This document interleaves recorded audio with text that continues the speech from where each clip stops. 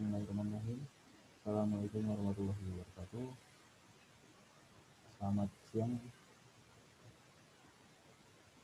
Terima kasih kepada Bapak Mustafa selaku dosen pembimbing kami. Sini kami dari kelompok 5 yang beranggota saya sendiri sebagai moderator, Stefan Desa Pertama, dan rekan saya Stefan Cahyadi, dan yang dirawat video ini menjelaskan materi tentang rancangan overhead crane. Saya tidak memperpanjang lima, langsung masuk ke materi. Rancangan overhead crane tipe dual girder kapasitas 10 ton. Terus pertama itu kita masuk ke diagram alir. Kita langsung start studi literatur, lanjut ke identifikasi masalah, lanjut ke menentukan spesifikasi, lanjut ke desain dan perhitungan, lanjut ke pembuatan alat, dan lanjut ke proses percobaan. Jika dalam proses percobaan dalam pembuatan alat terjadi sedikit masalah, dilakukan modifikasi, dan setelah hasilnya sudah didapatkan, lanjut ke proses percobaan dan pembuatan laporan. Selesai. Lanjut ke materi selanjutnya di pemilihan mesin pemindah material. Yang pertama itu jenis dan sifat dari barang atau beban yang akan ditangani. Yang kedua itu kebutuhan kapasitas per jam dari setiap unit mesin pemindah material. Yang ketiga itu ada arah dan jarak perpindahan. Yang keempat, metode penumpukan barang beban. Yang kelima itu karakteristik proses produksi. Yang keenam itu ada kondisi spesifikasi tempat. Lanjut ke materi selanjutnya. Selain pemilihan dilakukan dengan pertimbangan faktor teknik seperti yang telah diuraikan di atas sebelumnya, perlu dipertimbangkan juga dari segi faktor ekonomi. Dalam evaluasi ekonomi dari tipe peralatan perlu diperhatikan besarnya modal awal yang meliputi pembelian alat dan biaya produksi, serta biaya operasional. Yang termasuk dalam biaya operasional adalah bagi berikut itu ada yang pertama gaji atau pekerja serta santunan lainnya. Yang kedua itu biaya yang diperlukan serta santunan lainnya. Yang ketiga itu biaya pelumasan, biaya pembersihan, dan pembelian material lainnya untuk proses pembersihannya. Yang keempat itu biaya perbaikan dan perawatan. Lanjut ke mekanisme pengangkat. Yang pertama itu motor atau alat penggerak manual. Yang kedua itu ada pemindah daya antara drum dan poros roda penggerak. Yang ketiga itu drum atau sportset untuk penggulungan tali pengangkat. Yang keempat itu ada elemen fleksibel pengangkat atau rantai dan tali. Yang kelima, pengikat beban. Yang keenam, rem. Yang ketujuh, kerangka dasar struktur penumpang mekanisme pengangkat. Next. Spesifikasi overhead crane. Adapun spesifikasinya seperti berikut. Geometri dengan ukuran ruang 12 meter kali 25 meter, tingginya 6 meter. Hemat energi, material, komponen di dalam negeri. Sinyalnya petunjuk pengoperasian mudah dimengerti, keselamatan aman dalam pengoperasian, ergonomis, anti polusi dan kebisingan, sesuai dengan kondisi Indonesia, pengoperasiannya mudah.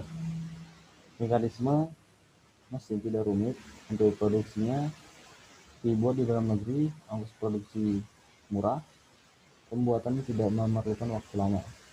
Kemampuan operasi, untuk kemampuan operasi itu yang pertama mampu mengangkat beban 10 ton, kecepatan angkat 5 meter per menit, kecepatan melintang 20 meter per menit, kecepatan memanjang 30 meter per menit. Terdiri dari 3 gerakan yang itu naik turun, melintang, dan memanjang.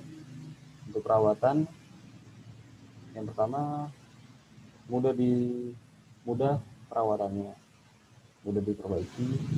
Suku cadang mudah didapatkan, bila terjadi kerusakan dapat diperbaiki di tempat. Lalu ke materi lainnya, di mesin itu ada beberapa contoh. Yang A itu perabot pengangkat fleksibel, terdiri dari satu rantai lasan, yang kedua itu rantai roll, 3 tali rami, dan 4 tali baja. Yang B puli, yang terdiri dari puli tetap, puli bebas, pote. Yang C kait, yang terdiri dari kait tunggal, kait ganda, dan kait mata. D rem, yang terdiri dari manual dan otomatis. E penggerak, terdiri dari gagang engkel, motor listrik, dan motor bakar. F itu pemindah gaya, yang terdiri dari roda gigi dan blok. G rel, yang terdiri dari rel baja rata.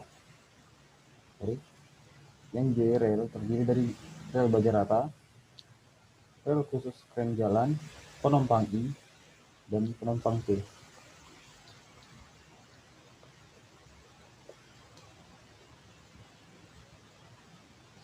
Lanjut ke pemilihan tali baja.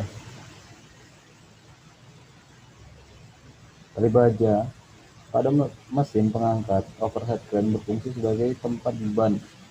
Akan digantung. Tali baja terbuat dari kawat baja dengan kekuatan tau B sama dengan 130 sampai 200 kg per milimeter kuadrat. Sistem puli yang digunakan adalah puli majemuk, seperti yang bisa kita lihat di samping gambar ini.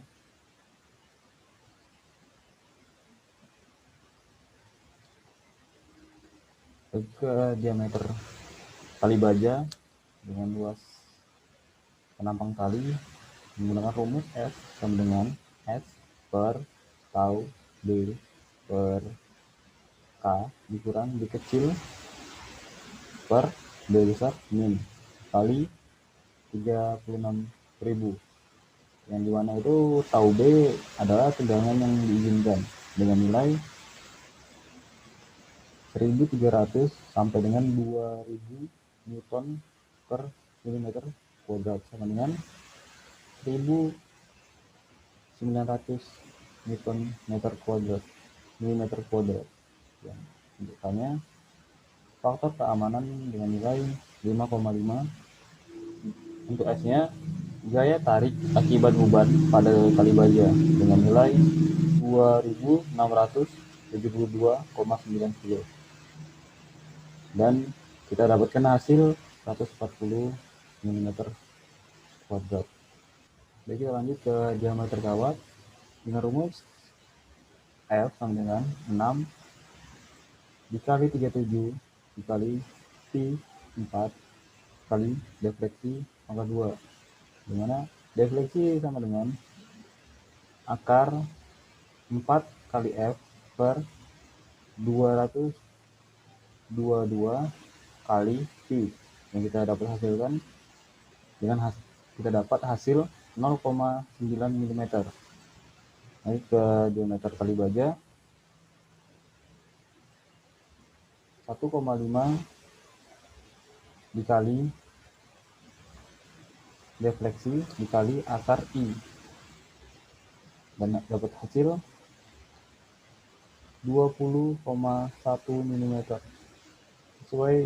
Sesuai standar dipilih tali baja dengan diameter D sama dengan 24,0 mm. Baiklah, sekian dari saya. Selanjutnya akan disampaikan oleh rekan saya yang nama Andi Rawan Zebua. Kepada Andi dipersilakan. Oke, terima kasih kepada Yovan yang telah menyampaikan materinya hingga sampai ke diameter tali baja. Sekarang kita masuk ke pemilihan puli. Untuk menentukan dimensi puli, kita harus disesuaikan dengan diameter tali baja. Dari tali baja, diameter yang telah didapatkan adalah 24 mm, maka dimensi yang akan digunakan pada puli adalah sebagai berikut. Seperti yang telah terlihat pada gambar, apa saja yang data-data yang akan dibutuhkan yaitu A, B, D, di sini ada C, ada D besar juga, sampai ke RR kecil atau radius. Dan data yang telah didapatkan pada perancangan ini adalah sebagai berikut, yaitu A sama dengan 65 mm, B 50 mm, C 10 mm, E 1,5 mm, H 37 mm, L sama dengan 18 mm, dan R-nya 14,5 mm, R1 5 mm, R2 5 mm, R3 20 mm, dan R4 15 mm. Kemudian setelah kita menentukan pulinya, maka kita tentukan diameter poros puli. Diameter poros puli dapat kita tentukan dengan data-data yang diperlukan, yaitu tekanan pada puli atau P, Q, L, dan D. Data yang telah dikumpulkan adalah di mana P adalah tekanan pada puli, L adalah panjang puli, Q adalah beban tambah beban puli dibagi berat kait, sehingga didapatkan data pada diameter poros puli ini adalah P sama dengan 75 kg per cm kuadrat, dan L 1,8 diameter, dan Q 10.050 kg. Sehingga dapat kita tentukan D sama dengan Q per P kali L. Lalu kita masukkan data-data yang ada di atas ini, sehingga kita dapatkan diameter 8,6 cm. Setelah diameter poros puli kita dapatkan, maka kita lanjut dalam menghitung diameter puli. Diameter puli kita dapatkan dengan syarat data-data sebagai berikut, yaitu L1 kali L2 kali D, di mana L1 adalah faktor yang tergantung dari tipe peralatan perangkat dan kondisi pelayanan. Sementara L2 adalah faktor yang tergantung dari konstruksi kabel. Dan D adalah diameter kabel baja. Sehingga dari data-data ini kita dapatkan diameter puli yaitu 540 mm. Kemudian setelah kita dapatkan perancangan atau perhitungan dari diameter poros dan diameter puli, kita lanjut dalam merencanakan atau menghitung perancangan kekuatan dari pengait yang akan digunakan pada overhead ini. Dalam merancang kait dengan jenis kait tunggal, bahan yang kita gunakan yaitu ST50 yang mempunyai kekuatan tarik 480 Newton per milimeter kuadrat dengan bentuk ulir kait trapesium untuk mengangkat beban maksimal yaitu 10.000 kg. Diambil diameter dalam ulir kait atau D1 sama dengan 59 mm, maka kekuatan tarik dapat kita hitung seperti yang terlihat pada gambar di bawah ini.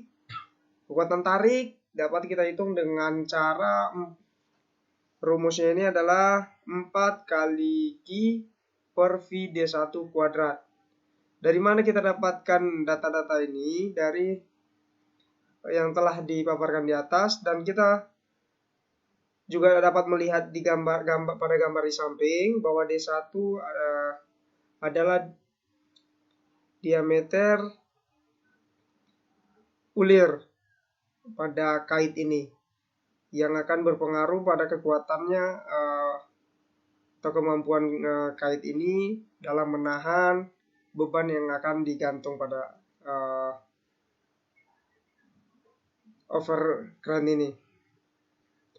crane. Sehingga kekuatan tarik kita dapatkan adalah 35,4 Newton per milimeter kuadrat.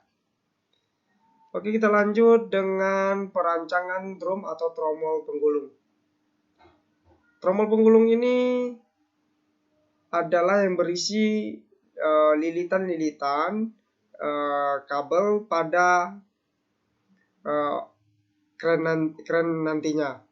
Jadi tromol penggulung ini kita rancang sesuai dengan jumlah lilitan yang ada pada alat kita. Data-data yang kita butuhkan dalam perancangan ini adalah I, yaitu perbandingan sistem puli, kemudian diameter drum, kemudian tinggi pengangkatan, sehingga kita dapatkan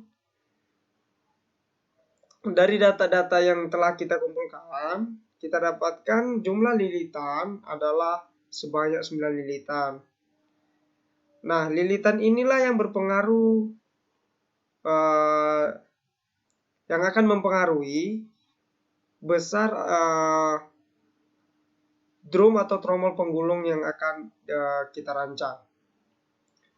Setelah kita melakukan perancangan tromol penggulung, kita lanjut dalam pemilihan motor pengangkat hoist. Untuk menghitung pemilihan motor, kita harus menentukan atau membutuhkan beberapa data, yaitu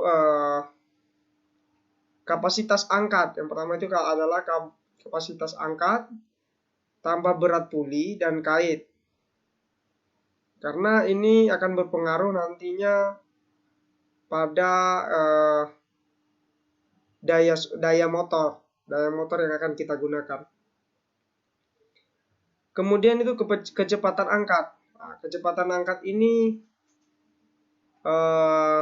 sangat berpengaruh juga. Ini akan mempengaruhi yang namanya daya motor. Dan kemudian adalah efisiensi transmisi. Sehingga kita dari data-data ini kita dapatkan daya motor yang harus kita gunakan adalah motor yang memiliki daya 15 horsepower atau sama dengan 11,1855 kW dan mempunyai putaran maksimal yaitu 750 putaran per menit dengan tegangan 380 volt dengan 3 fase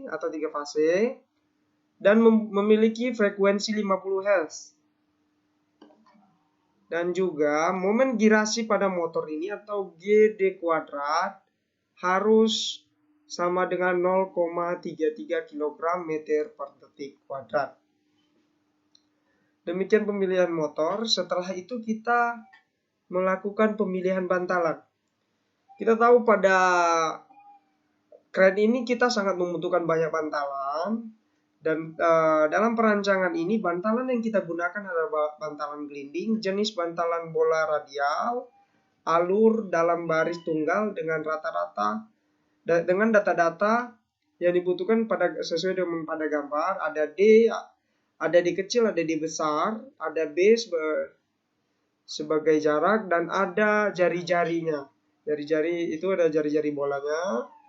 Sehingga data-data yang kita dapatkan ini adalah D sama dengan 60 mm, B sama dengan 16 mm, dan D 130 mm, dan jari-jarinya adalah 1,5 mm. Dari data-data tersebut kita dapat merancang satu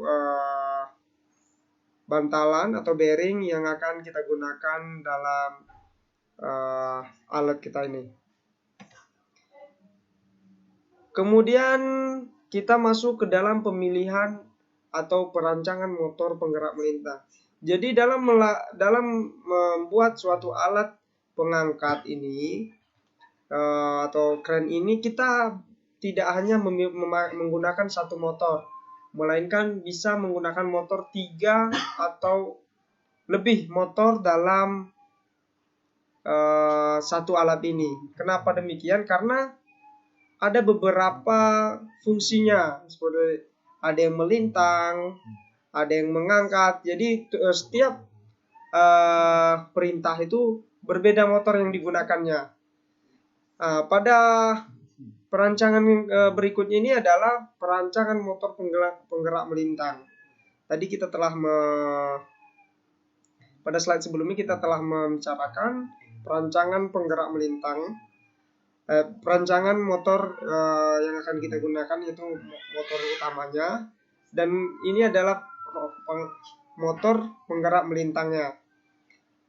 Nah, motor penggerak melintang berfungsi untuk memindahkan beban secara melintang dengan lebar ruangan yang akan kita gunakan ada 12 meter. Maka data yang kita ambil atau lebar yang kita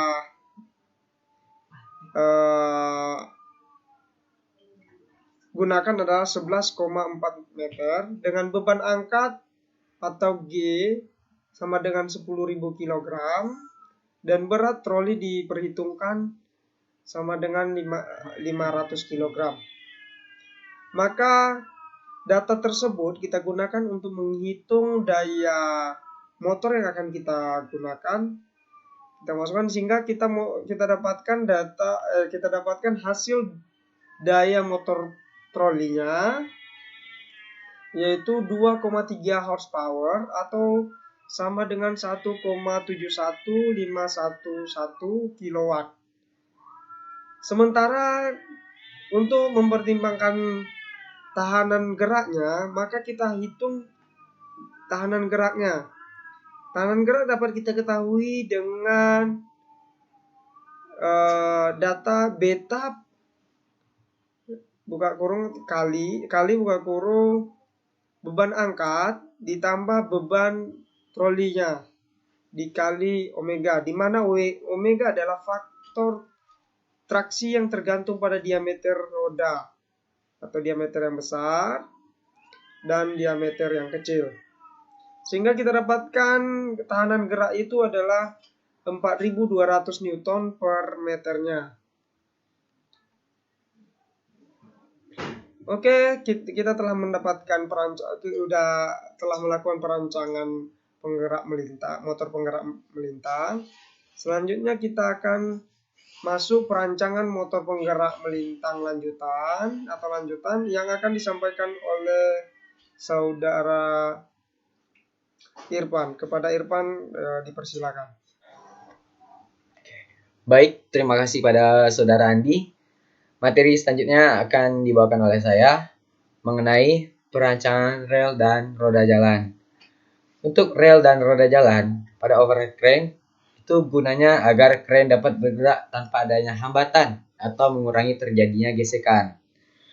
Adapun untuk pemilihan roda jalan yang kita gunakan, rodanya ini terbuat dari baja cor atau cast iron 35-36 dengan kekuatan bahan atau tau itu sebesar 720 Newton per milimeter kuadrat. Untuk mencari gaya yang bekerja pada roda jalan, kita gunakan rumus P max sama dengan Q ditambah G0 per 4. Di mana Q itu adalah kapasitas angkat, yaitu sesuai spesifikasi tadi sebesar 10 ton. G0 itu adalah berat troli sebesar 500 kg.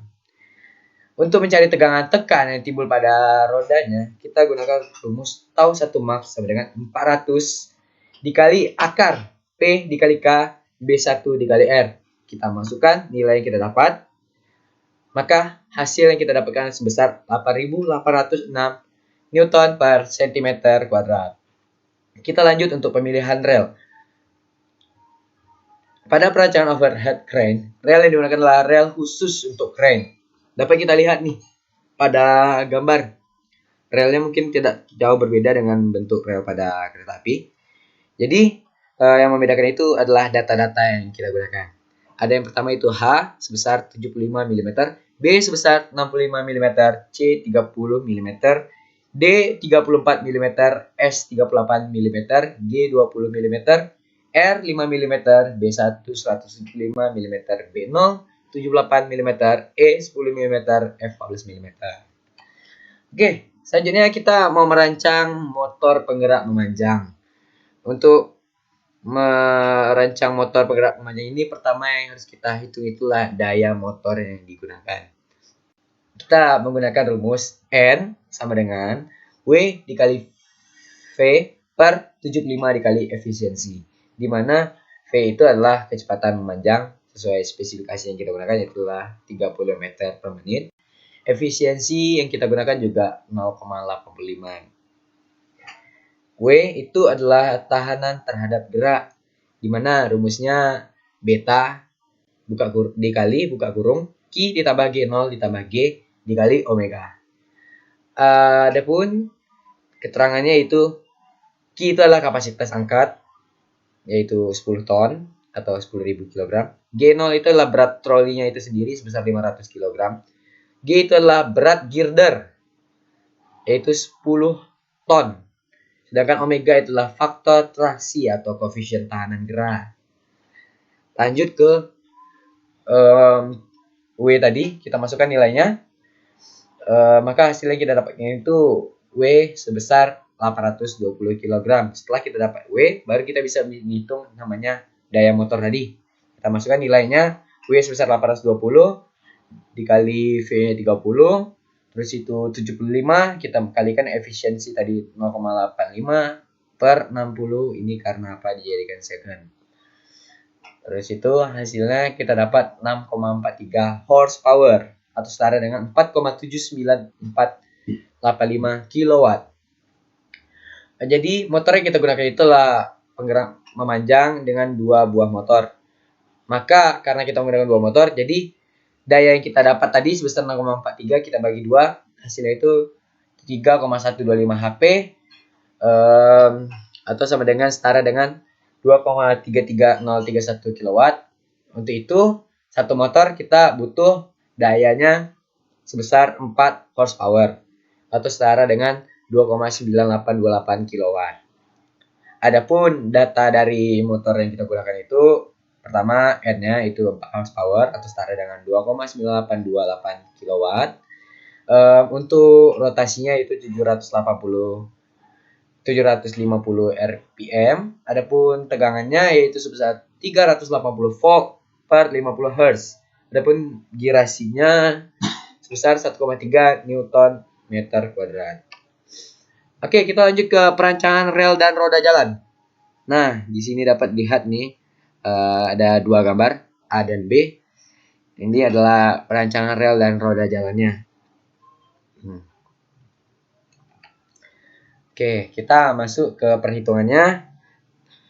Untuk mencari tekanan maksimum yang terjadi pada roda, kita gunakan rumus P max sama dengan G per 4 ditambah Q tambah G0 per 2. L dikurang E per L.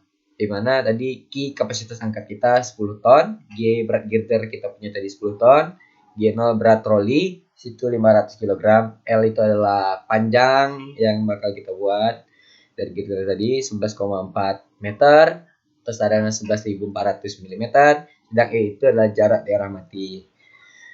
Kita masukkan nilainya ke dalam rumus tekanan maksimum tadi, maka kita dapat hasilnya itu sebesar 74.351,4 kg per cm kuadrat. Lalu kita untuk mencari, tadi kan tekanan maksimum udah, selanjutnya kita cari tekan maksimum. Tekan maksimum itu dapat kita cari dengan rumus tau max sama dengan 400 dikali akar P dikali K per B1 dikali R. Di mana P itulah beban yang diterima pada roda. Yaitu data yang kita dapat tadi sebesar 74.739,14 kg, sedangkan koefisiennya atau K itu adalah koefisien kecepatan roda yaitu 0,24.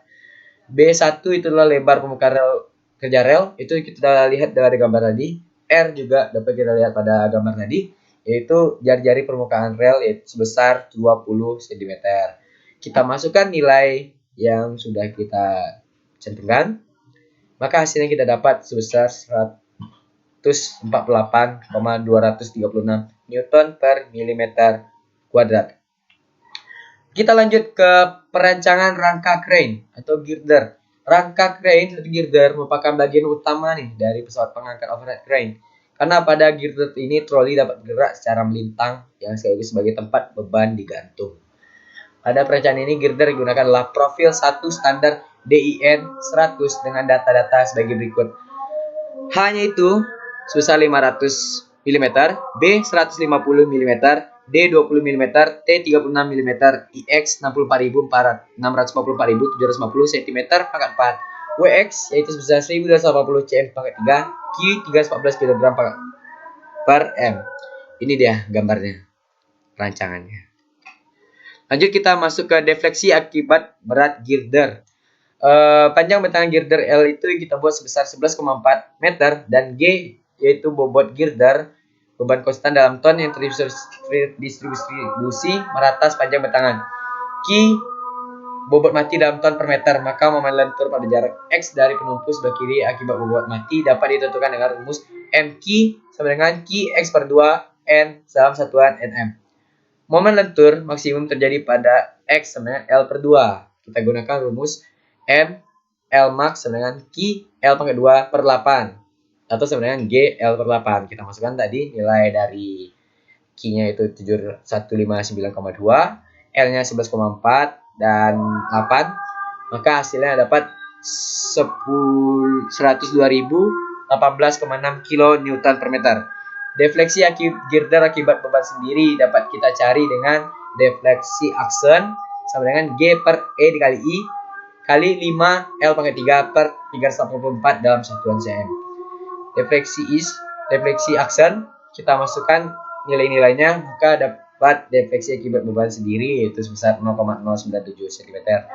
Yang terakhir kita itu mencari defleksi akibat beban kerja. Defleksi akibat beban kerja ini ditentukan dengan asumsi bahwa troli itu berada pada tengah-tengah bentangan girder crane.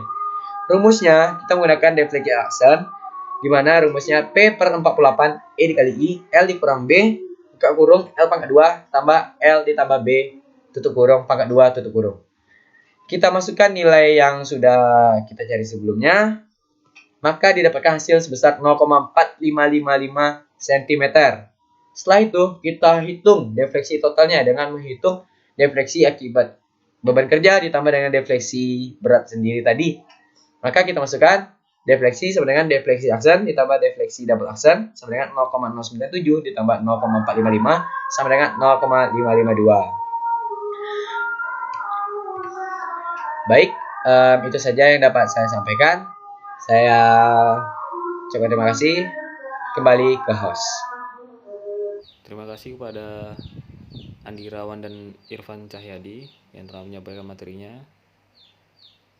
Lebih dan kurang saya selaku moderator mohon maaf sebesar-besarnya. Itulah hasil presentasi kami pada siang hari ini. Sekian dan terima kasih. Assalamualaikum warahmatullahi wabarakatuh. Selamat siang.